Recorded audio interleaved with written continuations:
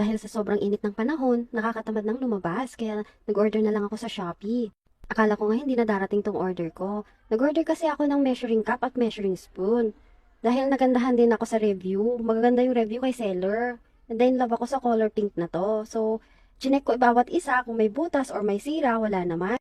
Instead na lalabas pa ako para bumili nito. Nag-order na lang ako sa Shopee, less hassle, less gastos, less pagod pa. Na-receive ko na rin yung in-order kong muffin molder. So, yung binili ko pala is yung dosehan. Kasi mas mura or makakamura ako sa dosehan kesa yung animan. Pero same lang din ng presyo. So, ito na yung binili ko. Maganda yung pagkakapak ni seller. Talagang balot na balot. Chinek ko din isa-isa kung may gas-gas or wala. Bago pala ipadala ni seller sa akin to, sinend na niya sa akin yung picture na nabalot niya. Para makita kung gaano kaganda yung pagkakabalot and pag dumating sa akin kung may sira, at least may proof si seller. So far maganda naman yung review. Very accommodating si seller, kaya for sure mag-order ulit ako sa kanya. Sa mga may gusto dyan, ilalagay ko sa comment section ang link.